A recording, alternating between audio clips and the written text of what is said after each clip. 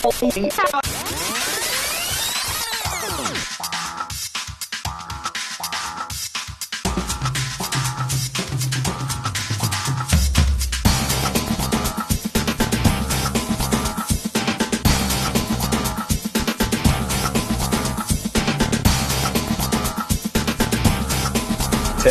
Stand by to take studio. 7, 6. Stand by camera 1, mics 1 and 2. 3, 2, 1. Take studio. Good morning, MCHS. I'm your host, Delaney. And I'm Rashid McKay. On today's show, we'll take a look at the weekly hot beverage greeting and the daily grind, and a look at our previous Pink Shirt Day. But first, here's our top story.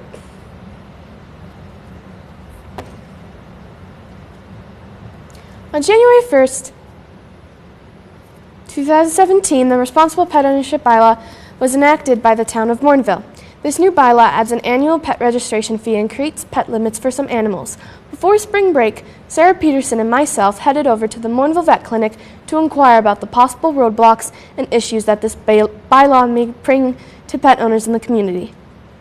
Today, I am here at the Morinville Vet Clinic to ask veterinarians and pet owners of how they feel about the new Responsible Pet Owner Bylaw that was put into place on January 1st, 2017. I absolutely believe it is necessary. Try to imagine Morinville without a Responsible Pet Ownership Bylaw. Stray cats and stray dogs running rampant, and it's not a very pretty picture. So I don't think that responsible pet ownership should be optional.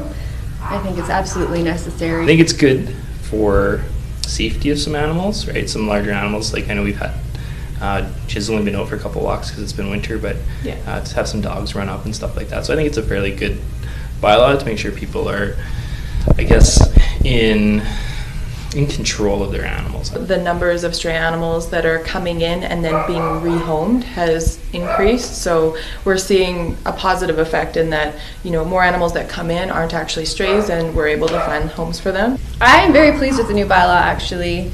It's really important to me that responsible pet ownership is, you know, enforced within your community, especially in a small, pretty little community like Morinville.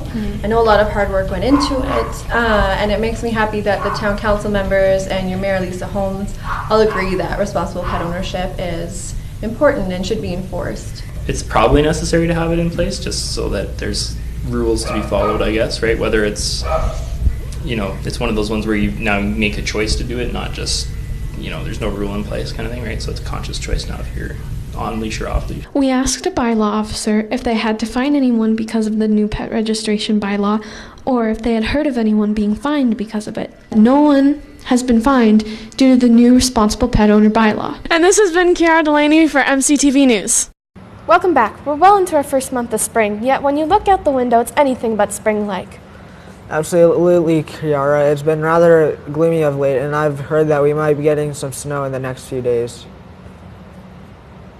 Here to let us know what the Easter long weekend forecast looks like is our very own MCTV meteorologist, Rashid. Thanks, Shane. Here we have some national weather somewhere, I think. Okay. Right, so I've actually gone outside. It's really cold. I absolutely hate the weather outside today. It's like, it should be spring right now. It's supposed to be spring. Like, why is it minus like 2? Sometimes it jumps up to 7. The weather's really erratic. I don't really like it right now so far. What's going on? It's not the best. So, therefore, yeah. Oh look, wow, we have the weather back. Wow, this is going great. We have the weather back.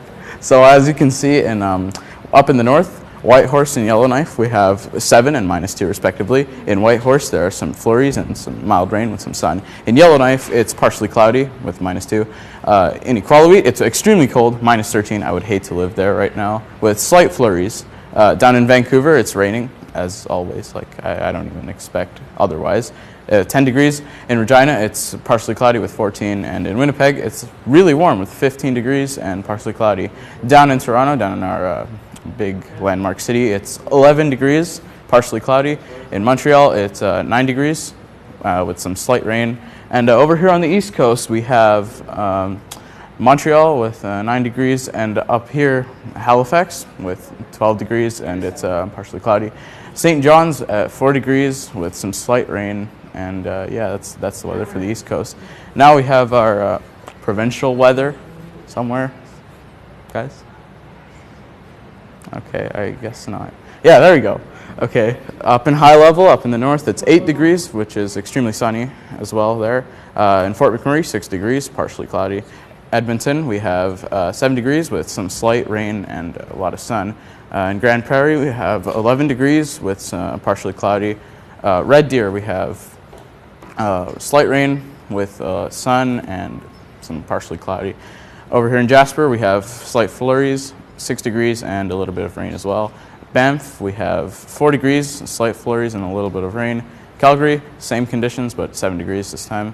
And in Medicine Hat, it's extremely warm again with 14 degrees and slightly cloudy. Now we have our 7-day forecast.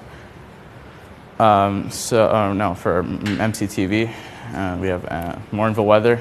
2 degrees with some slight clouds. It's 16 kilometers an hour, wind, 64% humidity. The sunrise is at 6:41 and the sunset is at 8:29. Now we have our 7-day forecast. On Thursday, a high of 5 and a low of 0. On Friday, we have a high of 1 and a low of -4 with some snow. Saturday, we have a high of -1 and a low of -9 with some slight flurries. On Sunday, we have a high of 2 and a low of -5 with some partially cloudy. On Monday, we have a high of 3 and a low of 4 with some sun and just a little bit of clouds. On Tuesday, we have a high of 2 and a low of -4. On Wednesday, we have a high of 4 and a low of -4 with some slight flurries. Back to you, Shaden. Thanks for the weather update, Arian. Coming after the break, Aaron Rashid will once again be joining me to let us know what's happening in the world of sports, including a preview of the NHL playoffs that start tonight. Introducing the all-new Pocket Steven. I cannot find this answer anywhere. I'll use Pocket Steven. I don't know. God, you're stupid. Oh my god, what a waste of $50.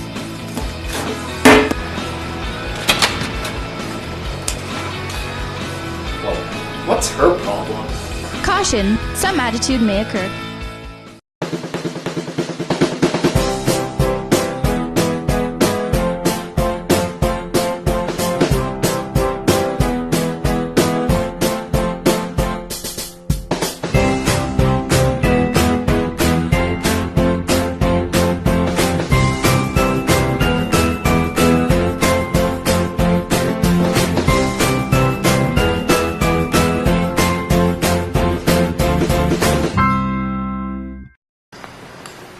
Okay, back in 30 seconds, guys.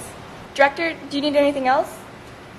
OMG. Harry Styles and Ariana Grande? Perfect.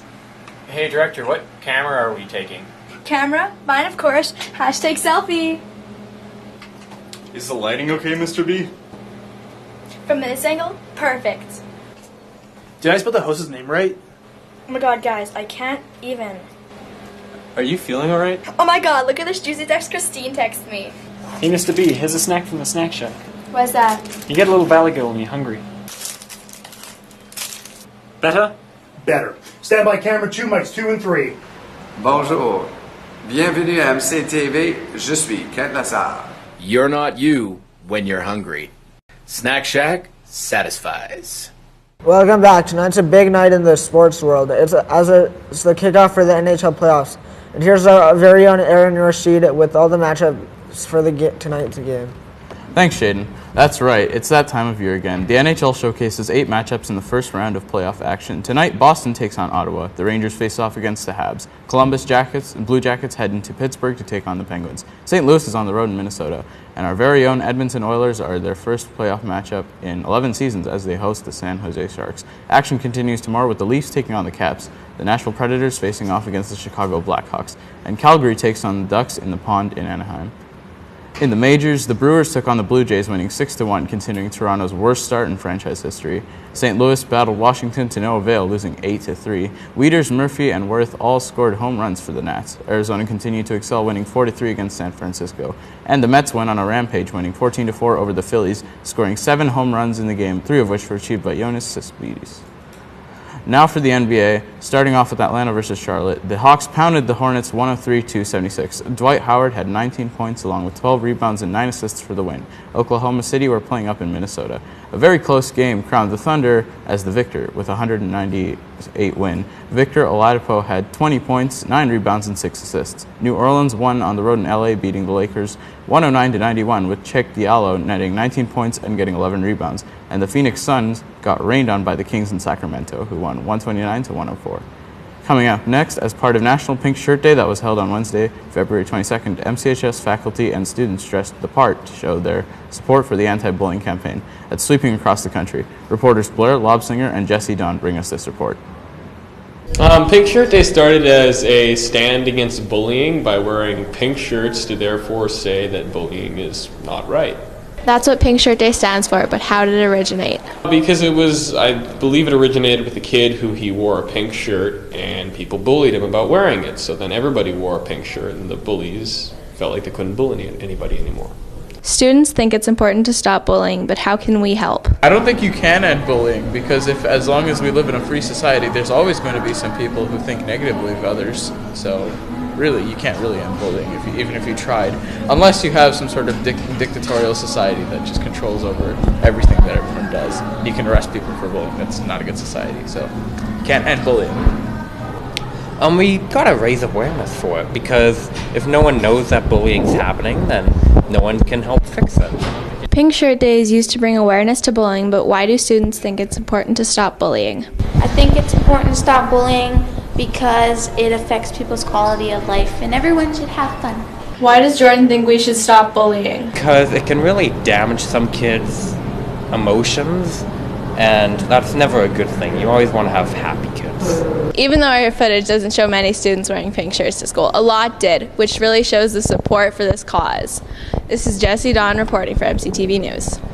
Let's take a look at what's going on at MCHS this week. If you haven't already, please turn in your registration package for the 2017-18 MCHS school year to the main office ASAP. Remember, option classes are filled on a first-come, first-served basis, so the sooner you get your package in, the better your chances of getting the option you want are. Training rides for the Roger Champagne Memorial Bike Trip continue this weekend.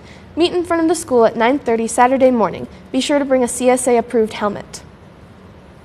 There will be no school Friday and Monday as we are celebrating Easter weekend, so enjoy your break, MCHS.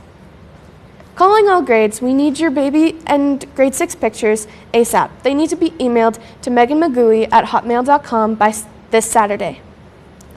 Students taking part in this year's bikeathon need to get their forms and pledges in no later than Monday, April 24th. If still interested in participating, see Mr. Larson in room 109. Need to get your MCTV News fix? If so, head online to www.battistine.net. Our digital archive is expanding and will soon include all episodes aired during our last 23 seasons. For these and all other school information, keep connected by listening to the daily announcements in Block 3, logging on to the school's website at www.mchs.gsacred.ab.ca, following the school on Twitter at MCHSWolves, or searching the hashtag MCTV News. Hanging out for students on Tuesdays at lunch. The Open Drama Room is now not only a place for the theater arts, but is also a place for hot drinks and socializing with the help of Doug Kramer from Crisscross Ministries. Now let's step in a little news report goodness courtesy of Max Sellers and Seth Zacharias. Earlier this semester, Mrs. Rashopo, Doug Kramer, and Matt Sampson created something called the Daily Grind, a place where kids can come and socialize during the lunch hour. From the opinions of many reoccurring visitors, what is the Daily Grind? I think it's a nice little thing for like people to get together, like have coffee, hot chocolate, tea, whatever, and just kind of socialize and be friends. It's cool. I like it. They have like good beverages, which is nice, and like Doug and Pastor Matt are really cool people. It's nice to talk with them. A question that many of you will probably ponder is, why would you come to the Daily Grind? Honestly, free coffee and beverages. I mainly just come to enjoy hot chocolate and like those little wafer crackers that they have. How often do people come to the Daily Grind? I think my second time coming. It hasn't been going on very long, or to my knowledge, and yeah. I'm usually like here every week it's around. That's just because I like always eat in the drama room, so I just always happen to be here. Even then, I would still come here every week. The Daily Grind is successful now, but do people think it will be successful in the future? Of course, I think it will be like a nice thing for students to come together and just have a good time together. I do, because like it's a high school. Who wouldn't want to come here and get like free hot chocolate, free coffee, free tea and everything? Now that you know about the Daily Grind, how can you get involved? The Daily Grind is every Tuesday, lunch hour, right here in kind of center court on the stage, every Tuesday. The Daily Grind will help kids connect far into the future. This is Zacharias reporting. Alright, that's our show for today. Come join us 2 weeks from today when our pieces will include last month's open house, the senior boys basketball home tournament, a look back at the awesome talent on display at MCHS's annual coffee house, all this plus sports and your 7-day weather forecast on the Wednesday, April 26th episode of MCTV News.